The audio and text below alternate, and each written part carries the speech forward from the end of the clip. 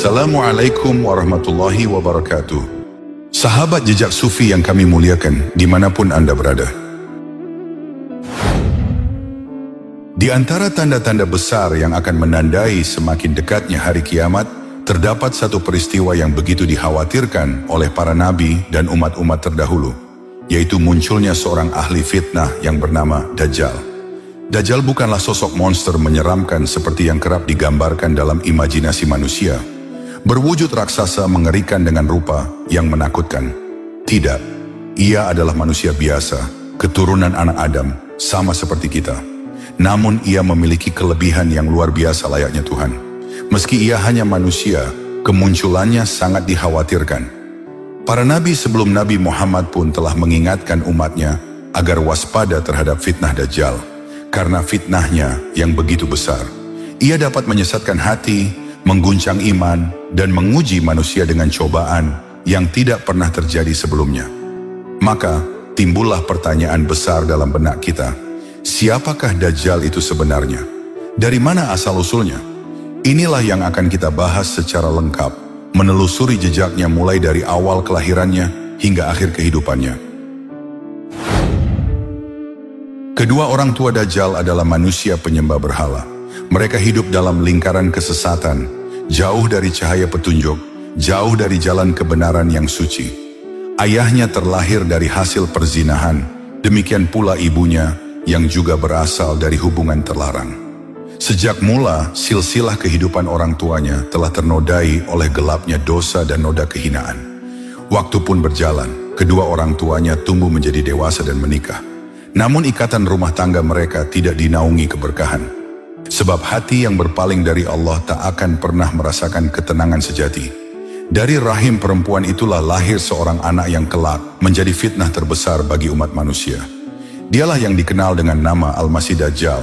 Namun kelahirannya berbeda dengan anak-anak manusia lainnya. Ia lahir bukan dari hubungan yang suci, melainkan dari persetubuhan yang kotor, yaitu saat ibunya tengah dalam keadaan haid. Dari situlah Dajjal terlahir, membawa tanda keburukan dengan rupa yang berbeda dari kebanyakan manusia. Sejak awal kehidupannya, ia telah menjadi pertanda bahwa kelak ia akan muncul sebagai ujian besar bagi penghuni bumi, fitnah yang mengguncang iman, dan cobaan yang memanipulasi antara yang benar dan yang sesat. Dajjal terlahir dengan rupa yang jauh dari kesempurnaan manusia. Sejak ia keluar dari rahim ibunya, tanda-tanda keanehan telah tampak jelas pada dirinya. Wajahnya bukanlah wajah yang menyejukkan, melainkan wajah yang menimbulkan rasa ngeri bagi siapa saja yang menatapnya. Ia memiliki dua mata, namun keduanya tidak sama. Mata sebelah kanannya tertutup oleh daging yang meleleh dari bagian atas, seolah-olah kulit itu sengaja menutupinya. Dari luar, tampaklah ia buta sebelah, dengan satu mata yang redup dan tertutup rapat, menambah kesan seram pada wajahnya. Sementara mata yang lain tampak sayu dan menyorotkan pandangan aneh, seakan membawa kesan penuh tipu daya. Kulitnya berwarna putih pucat, bercampur kemerahan, seperti kulit yang tak pernah merasakan sinar sehat kehidupan. Dari kejauhan, warna kulit itu menimbulkan kesan sakit dan rapuh, namun sekaligus menyembunyikan tabiat keras yang bersemayam dalam dirinya. Rambutnya tumbuh tidak wajar. Ia kribo, keriting tebal, tetapi di sela-selanya muncul helai-helai lurus, seakan rambut itu pun enggan tunduk pada satu bentuk. Keanehan ini menjadikan penampilannya semakin janggal, sulit untuk disebut tampan, apalagi gagah. Lehernya lebih panjang daripada leher manusia pada umumnya, membuat kepalanya tampak menjulang, seolah tidak seimbang dengan tubuhnya. Namun tinggi tubuhnya justru lebih pendek dari kebanyakan manusia, menjadikannya sosok yang aneh. Kepala yang tinggi tapi tubuh yang rendah. Dadanya bidang, lebih lebar dari ukuran tubuhnya yang kecil. Jika ia berjalan, langkahnya pun tidak seperti manusia biasa. Kedua jempol kakinya, kiri dan kanan, saling berdekatan, sementara tumitnya justru berjauhan. Gerak jalannya aneh dan janggal, seakan bumi pun enggan menerima jejak kakinya. Keseluruhan bentuk tubuhnya bukanlah keindahan, melainkan tanda-tanda keburukan. Tidak ada cahaya yang terpancar dari dirinya, melainkan aura kelam yang membuat hati manusia bergetar. ia lahir dengan rupa yang menjadi simbol dari fitnah besar. Rasulullah bersabda bahwa ketika Dajjal masih bayi, sudah menyengsarakan bagi kedua orang tuanya. Sejak ia dilahirkan ke dunia, bayi itu tidak seperti bayi pada umumnya.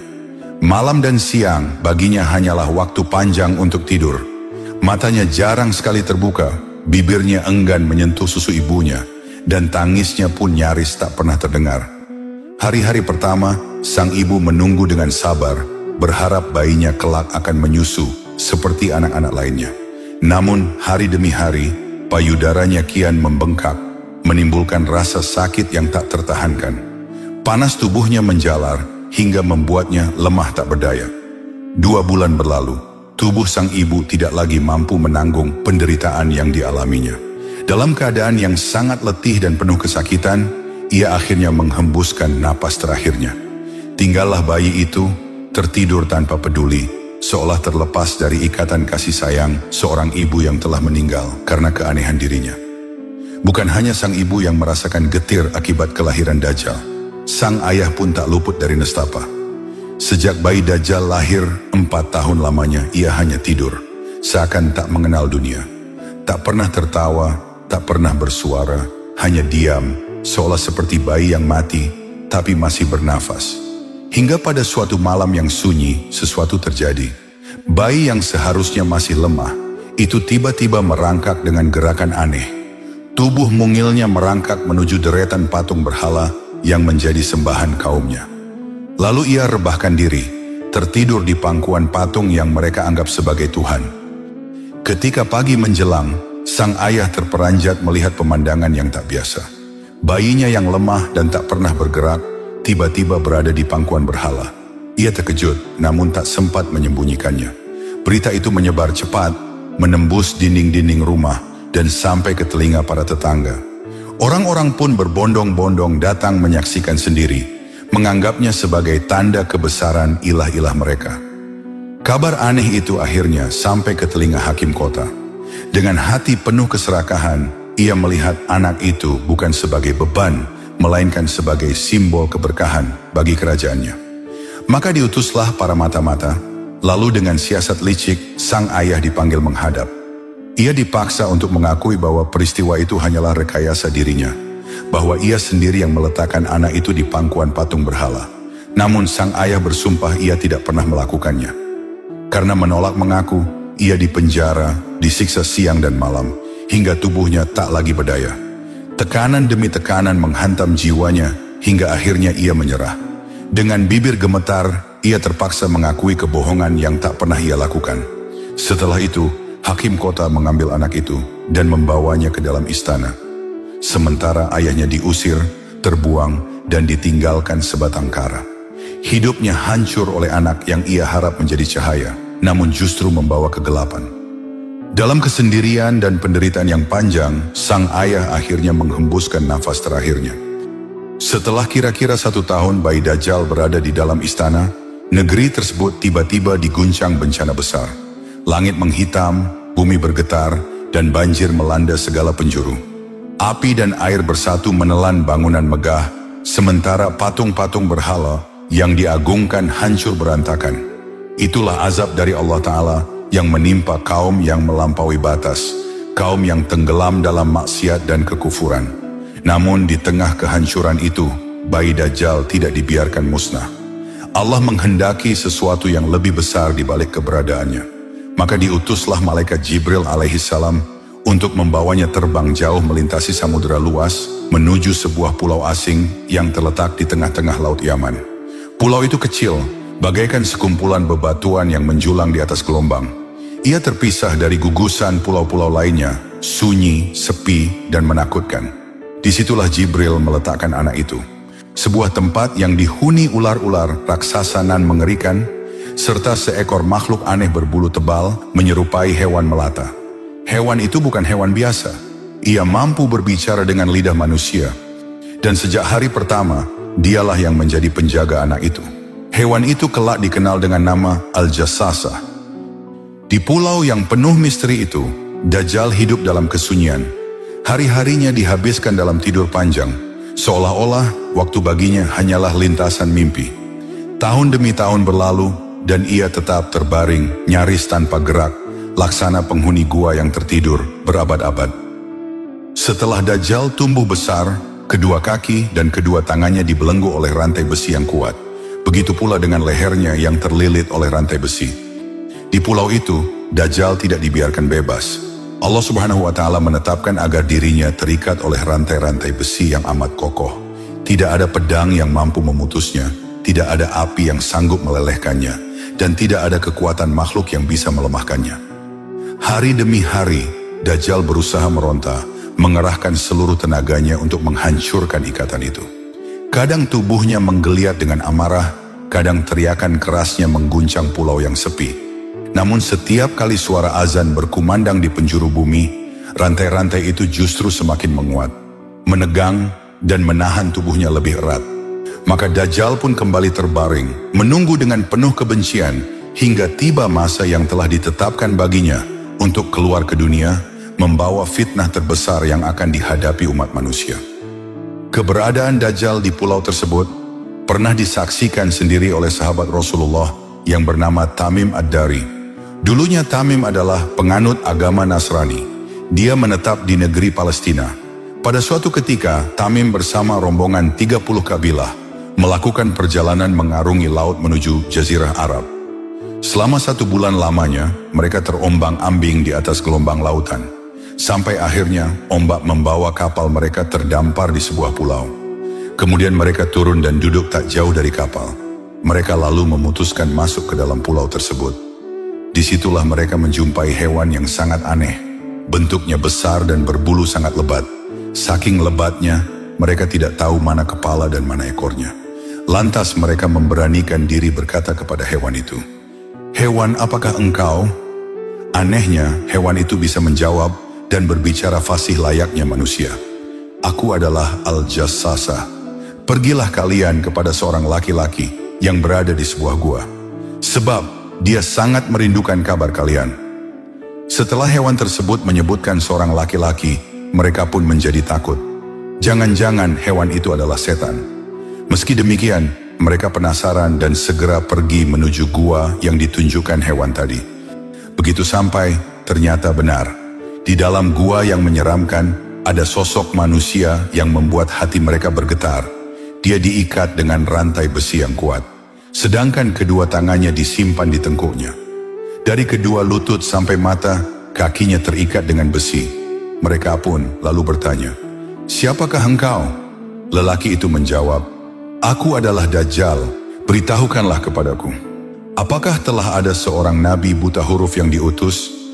Mereka menjawab, "Ya, sudah ada." Lelaki itu kembali bertanya, "Apakah orang-orang mentaatinya atau mengingkarinya?" Mereka menjawab, "Sebagian orang mengingkarinya, tapi lebih banyak yang mentaatinya." Lelaki itu kembali berkata, "Mereka yang memilih untuk mentaatinya, itu adalah lebih baik. Karena kalian telah menyampaikan kabar kepadaku, maka aku akan memberitahu kalian siapa aku sebenarnya. Aku adalah Dajjal.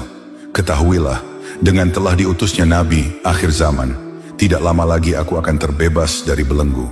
Aku akan keluar dan menjelajahi seluruh permukaan bumi. Tidak ada satupun lorong-lorong perkotaan dan desa, kecuali aku pernah melintasinya. Hanya ada 2 kota yang tak bisa aku masuki, yaitu Mekah dan Madinah. Keduanya diharamkan kepadaku. Karena setiap kali aku akan memasukinya, ada malaikat penjaga dengan pedang terhunus di tangannya. Apabila aku memaksa untuk masuk, maka akan binasalah aku." Setelah pertemuannya dengan Dajjal, Tamim Ad-Dari beserta rombongan memberitahukannya kepada Rasulullah, dan Rasulullah pun membenarkan ceritanya. Diriwayatkan bahwa salah satu tanda keluarnya Dajjal ke muka bumi diawali terjadinya kemarau panjang selama 3 tahun berturut-turut. Rasulullah bersabda, "Sesungguhnya menjelang kemunculan Dajjal, ada 3 tahun yang sangat berat. Pada tahun-tahun tersebut, manusia dilanda bencana kelaparan. Pada tahun pertama, Allah memerintahkan langit untuk tidak menurunkan sepertiga hujannya, dan memerintahkan bumi untuk tidak menumbuhkan sepertiga tumbuhannya. Pada tahun kedua, Allah memerintahkan langit untuk tidak menurunkan 2/3 hujannya, dan memerintahkan bumi untuk tidak menumbuhkan 2/3 tumbuhannya. Pada tahun ketiga, Allah memerintahkan langit untuk tidak menurunkan semua hujannya, sehingga tak ada setetes pun air hujan, dan Allah memerintahkan bumi untuk tidak menumbuhkan semua tumbuhannya. Akibatnya, hewan-hewan ternak semuanya binasa. Seluruh sungai dan laut di permukaan bumi mengering tanpa ada air sama sekali. Tidak ada satupun pohon dan tanaman yang tumbuh. Bumi menjadi kering dan gersang seolah tiada kehidupan. Rasulullah ditanya, bagaimana cara manusia bertahan hidup pada zaman itu, sementara tidak ada makanan sama sekali? Rasulullah menjawab, tahlil, takbir, tahmid, itu semua mencukupi mereka seperti halnya makanan. Jadi pada kala itu bagi orang-orang yang beriman, zikir adalah jalan satu-satunya untuk menghilangkan rasa haus dan lapar. Atas kehendak Allah Azza wa Jalla, hal itu bisa mengenyangkan perut mereka. Di tengah kondisi dunia yang dilanda penderitaan dan kesengsaraan yang tiada tara, muncullah sosok yang seakan membawa kabar gembira. Dialah Dajjal. Pada mulanya ia tampil mengaku sebagai orang alim yang memiliki karomah luar biasa. Dengan gerakan tangannya, tanaman yang layu bisa hidup kembali. Dengan ucapannya, langit yang kering bisa menurunkan hujan. Manusia pun berbondong-bondong memujanya, menyangka ia adalah wali yang dikaruniai keistimewaan. Lama-kelamaan pengakuannya berganti. Dari sekadar mengaku sebagai orang alim, Dajjal kemudian mengaku sebagai nabi. Dan tatkala jumlah pengikutnya mencapai jutaan, ia pun tanpa ragu mengaku sebagai Tuhan, yang menguasai atas segala sesuatu. Semakin hari semakin bertambah orang-orang yang tunduk kepadanya. Hanya segelintir manusia yang masih berpegang pada kalimat tauhid, tetap bertahan meski terancam kesengsaraan. Setiap kali Dajjal mendatangi suatu negeri, ia menawarkan dua pilihan. Bila negeri itu menolak mengakuinya sebagai Tuhan, maka ia tinggalkan negeri tersebut dalam kehancuran. Tanah semakin gersang, penderitaan semakin berat. Akan tetapi, bila suatu negeri bersedia mengakui Dajjal sebagai Tuhan, maka seketika negeri itu berubah menjadi subur. Langit menurunkan hujan lebat, tanaman tumbuh menghijau, dan hewan ternak menjadi gemuk. Negeri itu seakan terbebas dari sengsara dan penderitaan. Dan yang lebih menakjubkan, Dajjal menipu manusia dengan sihir yang maha dahsyat. Ia sanggup menghidupkan kembali orang-orang yang telah mati akibat bencana kelaparan yang menimpanya. Ada yang meminta agar ibunya dihidupkan kembali, ada yang merindukan bapaknya, ada pula yang menginginkan anak-anaknya kembali ke pelukan. Dengan sihir yang tampak nyata namun penuh tipuan, Dajjal mendatangkan sosok-sosok yang serupa dengan orang-orang yang telah meninggal. Mereka berbicara, berjalan, bahkan meyakinkan keluarganya seraya berkata, sesungguhnya Dajjal adalah Tuhan kita.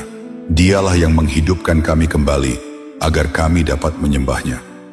Maka banyaklah manusia yang semakin yakin dengan kesesatan itu. Terseret dalam arus tipu daya yang begitu dahsyat.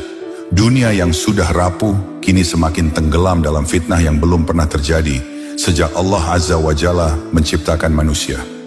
Saking dahsyatnya pengaruh fitnah dan sihir Dajjal, Rasulullah memberi peringatan keras kepada umatnya agar sebisa mungkin menghindar dan menjauh dari Dajjal.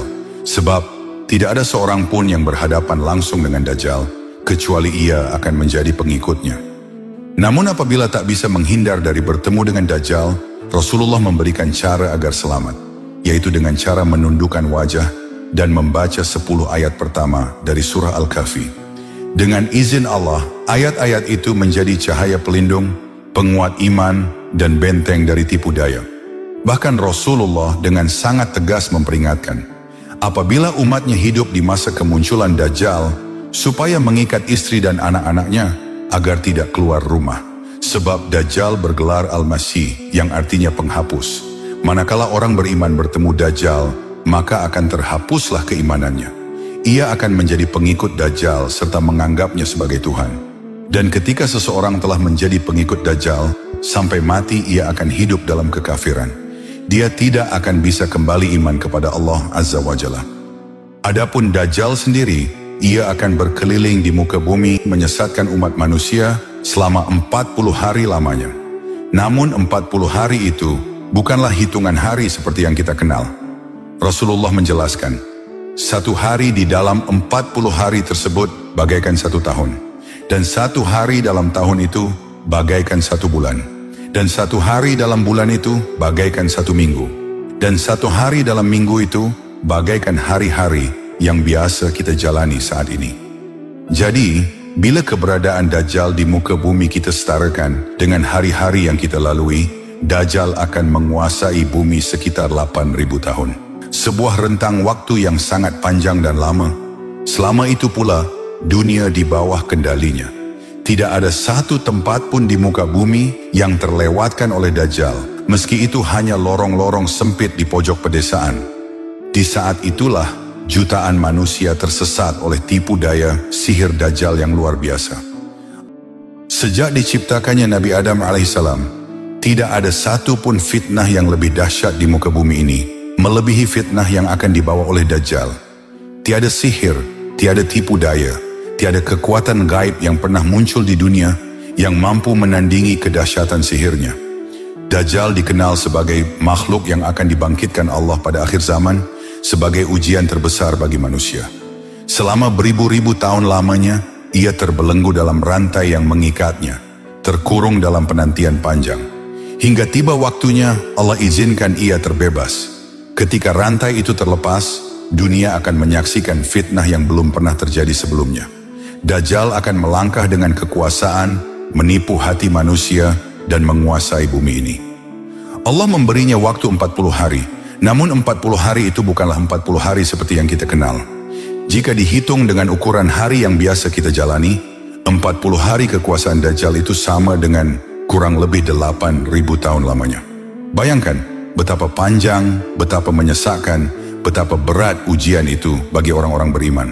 Maka tak heran bila Rasulullah mengingatkan umatnya untuk selalu berlindung kepada Allah dari fitnah Dajjal, karena siapapun yang lengah bisa terseret oleh tipu dayanya. Bumi seakan tunduk pada kekuasaannya, langit pun seakan patuh pada perintahnya. Begitulah dahsyatnya fitnah Dajjal, hingga ketika ia berkuasa, jutaan manusia akan tergoda dan menjadi pengikutnya. Mereka terpesona oleh tipu daya dan keajaiban yang diperlihatkannya. Namun di tengah lautan manusia yang terseret oleh fitnah Dajjal, masih ada segelintir hamba Allah yang tetap teguh. Mereka adalah orang-orang beriman yang hatinya kokoh dalam tauhid dan tidak tergoyahkan oleh sihir Dajjal. Di barisan itulah berdiri Imam Mahdi, pemimpin umat yang Allah pilih di akhir zaman. Kala itu Imam Mahdi bersama kaum muslimin berada dalam keadaan terdesak.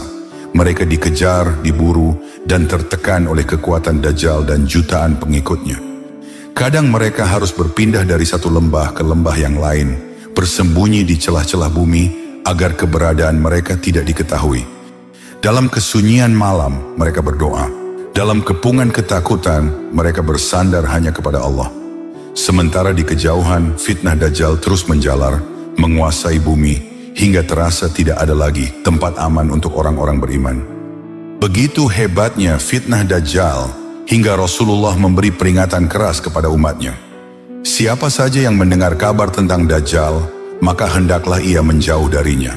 Jangan sekali-kali berniat mendekat, apalagi ingin melihatnya. Mengapa demikian? Karena sehebat apapun iman seseorang, bila ia bertatap muka langsung dengan Dajjal, imannya akan runtuh. Sihir dan tipu daya Dajjal begitu dahsyat, hingga mampu menipu pandangan mata, memperdaya hati, dan meluluhkan keyakinan yang tadinya kokoh. Diceritakan, pernah ada seorang lelaki yang merasa yakin dengan keteguhan imannya. Ia berkata dengan sombong bahwa tidak ada yang dapat menggoyahkan keimanannya, bahkan Dajjal sekalipun.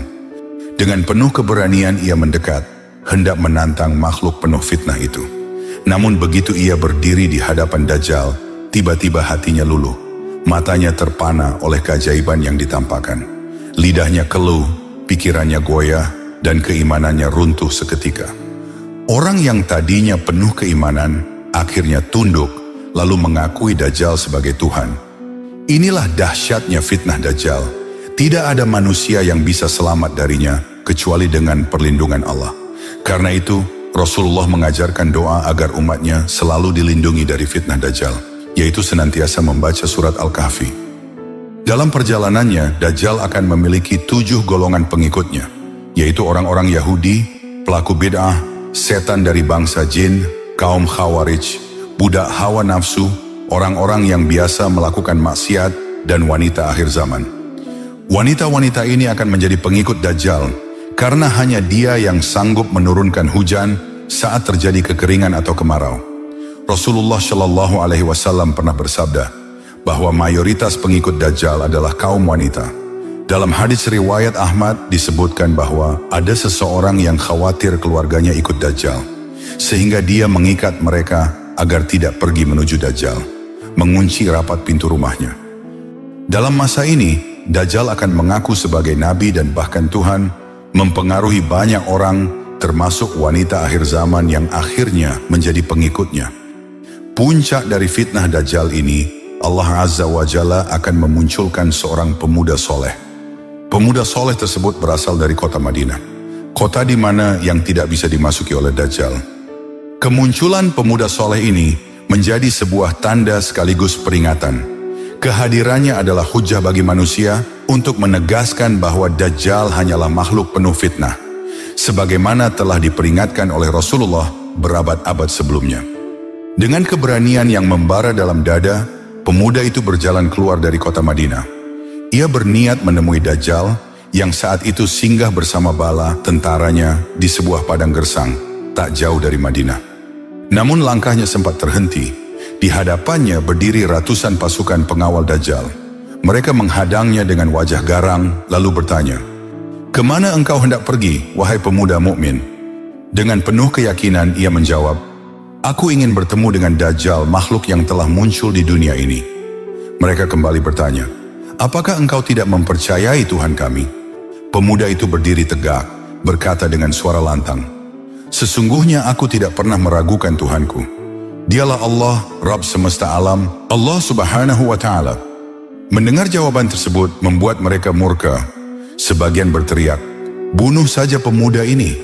Namun sebagian yang lain segera menahan mereka. "Tidakkah kalian ingat Tuhan kita melarang membunuh seseorang kecuali di hadapannya?" Akhirnya pemuda soleh itu ditangkap, lalu digiring menuju hadapan Dajjal. Ketika ia akhirnya melihat wajah Dajjal, hatinya tidak gentar sedikit pun. Justru ia mengangkat suara, memperingatkan semua orang yang ada di sana. "Hai sekalian manusia, sesungguhnya inilah Dajjal. Dialah makhluk yang telah diperingatkan oleh Rasulullah sejak lama kepada kalian. Janganlah tertipu olehnya." Ucapannya membuat suasana gempar.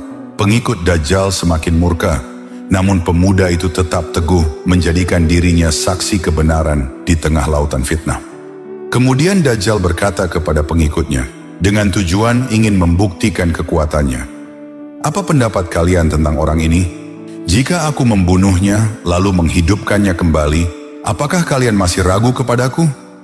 Serempak para pengikutnya menjawab penuh keyakinan, "Tidak, kami tidak akan meragukanmu lagi." Maka dibunuhlah pemuda soleh itu dengan cara dibelah tubuhnya menjadi dua bagian. Ketika tubuhnya telah terpisah, Dajjal melangkah di antara kedua tubuhnya. Lalu keajaiban pun terjadi. Tubuh pemuda soleh kembali menyatu dan hidup lagi seperti sedia kala. Orang-orang tercengang, sebagian terperangah, sebagian lain semakin meneguhkan keyakinannya kepada Dajjal. Mereka mengira ia benar-benar memiliki kekuasaan ketuhanan. Namun pemuda soleh yang baru saja dihidupkan kembali menatap Dajjal dengan penuh ketegasan. Ia berkata lantang, "Demi Allah, justru sekarang aku semakin yakin bahwa engkau benar-benar adalah Dajjal, makhluk penuh fitnah yang telah diperingatkan Rasulullah kepada kami." Kata-katanya mengguncang suasana. Para pengikut Dajjal marah, namun tak bisa menolak kenyataan bahwa pemuda itu tetap teguh dengan imannya. Namun aksi Dajjal tidak berhenti sampai di situ. Ia ingin terus memamerkan kekuatan palsunya kepada para pengikutnya. Dengan penuh kesombongan, Dajjal kembali mendekati pemuda soleh. Kali ini ia memerintahkan agar lehernya dipenggal. Maka kepala pemuda itu dipisahkan dari tubuhnya, berguling di tanah sementara darah mengalir, membasahi pasir padang gersang. Kerumunan pengikut Dajjal bersorak, merasa takjub sekaligus ngeri. Namun Dajjal dengan wajah congkak meraih kepala itu lalu menyambungkannya kembali ke tubuhnya. Seketika pemuda itu kembali hidup. Semua orang yang melihatnya terpana. Mereka semakin yakin bahwa Dajjal memiliki kekuasaan tak terbatas, kekuatan yang hanya dimiliki oleh Tuhan. Namun pemuda beriman itu justru menatap Dajjal dengan penuh keberanian. Ia kembali berkata dengan lantang, "Demi Allah, justru dengan semua yang engkau lakukan, aku semakin yakin engkau benar-benar Dajjal, si pendusta yang telah diperingatkan Rasulullah kepada kami. Ketahuilah, setelah apa yang dilakukan Dajjal terhadapku, dia tidak bisa melakukan hal seperti ini lagi kepada siapapun." Dajjal yang kembali dibuat murka oleh perkataan pemuda soleh, mencoba lagi untuk membunuhnya. Akan tetapi ia gagal melakukannya. Bahkan pedang dan gergaji sekalipun tidak mampu melukai tubuhnya. Lantaran tak ingin kebohongannya terbongkar, Dajjal menggunakan sihir yang lain. Ia melempar tubuh pemuda soleh ke sebuah tempat di mana api berkobar menyala, yang dalam pandangan pengikutnya adalah neraka, padahal sejatinya adalah surga. Pemuda soleh akhirnya meregang nyawa dalam keadaan syahid. Rasulullah kemudian menutup kisah dalam hadits di atas dengan sabdanya, "Itulah orang yang paling agung kesaksiannya di sisi Allah, Tuhan semesta alam." Hadits riwayat Muslim. Dalam satu riwayat, Abu Ishaq menyebutkan bahwa pemuda soleh tersebut diyakini adalah Nabi Khidir. Kematiannya sengaja ditangguhkan hingga kemunculan Dajjal. Sementara itu, di tempat lain, Imam Mahdi bersama kaum muslimin masih bersembunyi di sebuah lembah sunyi. Mereka telah lama dalam pelarian, berpindah dari satu tempat ke tempat lain demi menghindari kejaran pasukan Dajjal yang jumlahnya begitu besar. Namun, rasa lapar dan haus yang berkepanjangan mulai melemahkan tubuh mereka. Wajah-wajah pucat tampak jelas, suara-suara lirih terdengar di malam yang dingin. Hingga pada suatu malam, seorang dari mereka memberanikan diri berkata dengan nada pasrah, "Bila kita terus bersembunyi di sini, niscaya kita akan mati kelaparan. Lebih baik kita keluar dari persembunyian, maju menghadapi pasukan Dajjal. Jikapun kita mati, setidaknya kita mati sebagai syuhada di jalan Allah." Kalimat itu menggema di antara para pejuang yang lemah. Hati mereka tersentuh, iman mereka bergetar. Satu persatu mengangguk, menyetujui usulan itu. Akhirnya Imam Mahdi berdiri di hadapan mereka. Dengan suara mantap beliau berkata, "Baiklah, besok pagi kita keluar. Kita berperang melawan pasukan Dajjal. Kalaupun kita gugur, semoga Allah mencatat kita sebagai para syuhada." Malam itu pun mereka lewati dengan penuh keheningan. Doa-doa lirih dipanjatkan, hati mereka pasrah pada takdir Allah. Sementara di ufuk yang jauh, pertolongan Allah sudah mendekat. Pertolongan yang akan mengubah perjalanan sejarah dunia. Ketika waktu fajar menyingsing, langit yang tenang tiba-tiba terbelah. Dari celah itu memancar cahaya suci, menembus kegelapan bumi. Dua malaikat tampak mengiringi turunnya seorang utusan Allah yang mulia, yang sejak beribu tahun lalu diangkat ke langit tanpa melalui kematian. Dialah Nabi Isa alaihissalam. Beliau turun di Menara Putih yang terletak di sebelah timur kota Damaskus, negeri Syam. Wajah beliau bercahaya. Saat menundukkan kepala, tampak butiran air menetes dari rambutnya. Saat mengangkatnya kembali, tetesan itu berjatuhan laksana manik-manik mutiara yang berkilauan. Hembusan nafasnya sejauh mata memandang. Apabila orang kafir menciumnya, niscaya akan binasa. Setelah itu, Nabi Isa mendatangi Imam Mahdi dan kaum muslimin yang tersisa. Mereka yang tengah bertahan hidup dengan iman di dada, meski tubuh mereka letih oleh lapar dan haus. Dengan penuh kelembutan, Nabi Isa mengusap wajah mereka satu persatu, menenangkan hati yang gundah. Beliau menceritakan kabar gembira tentang kedudukan mereka di surga, agar semakin kuat keyakinan mereka pada janji Allah Azza wa Jalla. Ketika waktu subuh tiba, mereka bersiap menunaikan salat berjamaah. Imam Mahdi hendak mempersilakan Nabi Isa untuk menjadi imam. Namun dengan rendah hati Nabi Isa menolak, seraya berkata, "Tidak, yang menjadi pemimpin kalian adalah dari kalangan kalian sendiri. Karena umat ini telah dimuliakan oleh Allah Subhanahu wa Ta'ala." Hadits riwayat Muslim.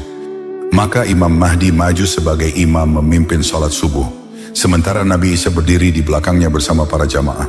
Salat itu pun menjadi saksi bahwa pertolongan Allah benar-benar telah turun dan janjinya tidak pernah salah. Usai salat subuh yang penuh kekhusyuan itu, Nabi Isa alaihissalam berdiri di hadapan kaum muslimin. Dengan wajah penuh wibawa, beliau menyampaikan 3 pilihan sebagai jalan menghadapi Dajjal dan pasukannya. Wahai saudaraku kaum muslimin, aku memberikan kalian 3 pilihan. Pertama, aku akan berdoa memohon kepada Allah. Dajjal beserta seluruh pengikutnya akan binasa tanpa kalian harus bersusah payah.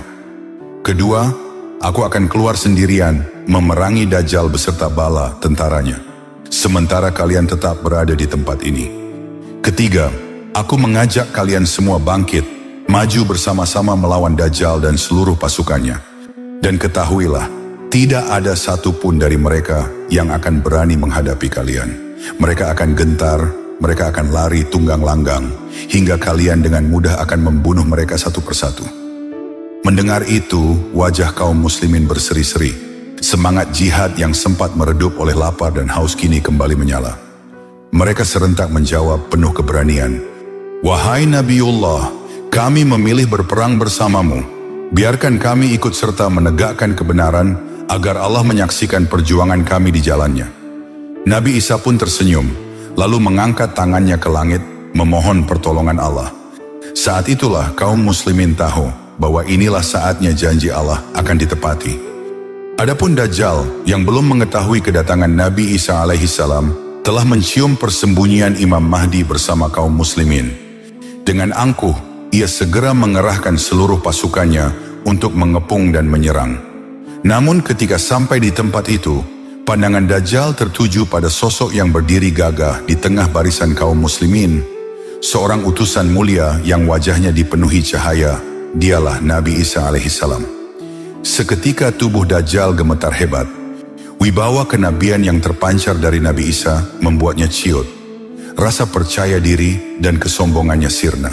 Tanpa menoleh lagi, ia pun berbalik arah, kabur menyelamatkan diri. Begitu pula dengan seluruh pengikutnya. Mereka yang tadinya begitu sombong, mendadak menjadi gentar. Keberanian mereka lenyap, digantikan ketakutan luar biasa. Mereka lari tunggang langgang, mencari perlindungan di mana saja. Namun kaum muslimin tidak tinggal diam. Imam Mahdi memimpin seruan perang. Dan kaum muslimin segera menyerbu, mengejar para pengikut Dajjal yang berhamburan. Satu persatu pengikut Dajjal yang didominasi kaum Yahudi dibantai oleh pedang kaum muslimin. Sebagian dari mereka yang masih hidup kabur menyelamatkan diri dengan bersembunyi di setiap tempat. Ada yang lari ke balik pepohonan, ada pula yang bersembunyi di balik bebatuan besar. Tetapi atas izin Allah, pohon dan batu itu diberi kemampuan untuk berbicara. "Wahai hamba Allah yang beriman, di belakangku ada orang Yahudi, bunuhlah dia." Kaum muslimin pun segera mengetahui tempat persembunyian musuh-musuh Allah itu, lalu membinasakan mereka. Namun ada satu jenis pohon yang tidak akan berbicara, memberitahukan keberadaan kaum Yahudi, yaitu pohon yang bernama Gorqod. Dialah pohon yang menjadi pelindung kaum Yahudi. Pohon itu tidak akan memberitahu keberadaan mereka, sebab ia memang ditakdirkan sebagai pohonnya orang Yahudi. Sementara itu, Dajjal yang ketakutan berusaha sekuat tenaga melarikan diri dari kejaran Nabi Isa alaihissalam.